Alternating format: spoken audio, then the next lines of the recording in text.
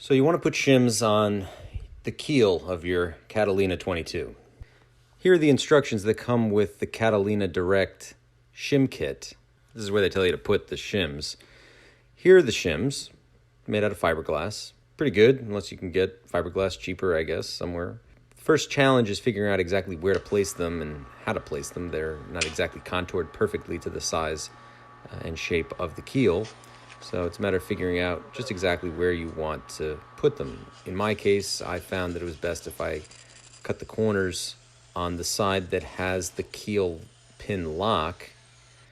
And I cut the corners off so that it wouldn't interfere with the keel pin itself. You can see where I'm pointing to right here is where the scratch is. I don't want the shim to interfere with the pin. So I marked it out and taped it in place. And on the other side, there's a section of the shim that sort of hangs out beyond the keel itself, and I just trimmed that off.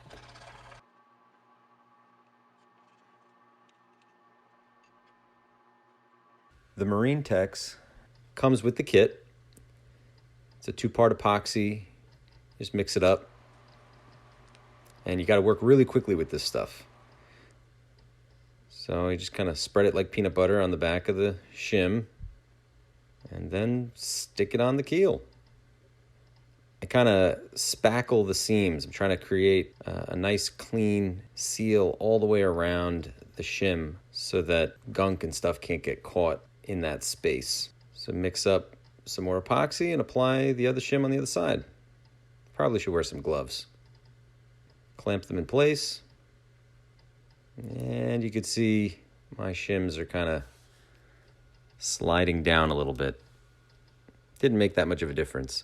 I'm also gobbing in a little more epoxy in the little crevasse made in between the keel and the shims themselves. And I'm using some tape to hold my clamps in place so things don't keep sliding. So that's it, or so you thought. But then you realize with the shims on there, it may not fit quite right inside the keel trunk. So you got to take some measurements of the inside of the keel trunk. Well, how do you do that? In my case, I grabbed this piece of insulation foam and I cut it to a size that was about the size of the keel trunk near the bottom, and used a little clamp to fit it inside the keel trunk to give me the internal shape, more or less. What I did is I kind of fit it and then I'd sand it down and form it to get a nice clean fit inside that keel trunk. And then I matched it up to the total thickness of the keel with the shims, using this little clamp as kind of a caliper. And you can see that the shims in the keel are a little bit thicker than my little foam gauge. So it's a process of shaving down the shims a little bit. I actually used a grinder with a abrasive wheel to get it down quite a bit.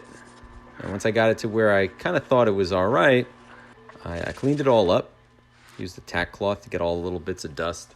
And I got this Total Boat fairing epoxy that I mixed up and basically spread it all over the shim and used some gloves to really smooth it out. Again, to just create a nice smooth transition between the keel and the shim. I thought the fit was pretty good, but then when I went and did another measurement with an actual caliper, I realized, I probably should shave it down a little more. I just didn't want the shim to be pushing too much on the inside of the trunk. So again, it's just a process of fine-tuning your fit, getting it to a certain size that you think is going to work. I was taking a little bit of a leap of faith here and hoping that it would fit just right. I wasn't sure if the keel would get stuck once I lowered it the first time, but I went ahead and painted the keel, dragged it out through the backyard, installed it back in the boat. And after a full season of sailing, I'm proud to report that it worked just fine. I didn't hear any clunking or clanking inside the keel trunk at any point during the summer. I don't know if it did before I owned the boat, but either way, it worked out great. I think that would be a good idea.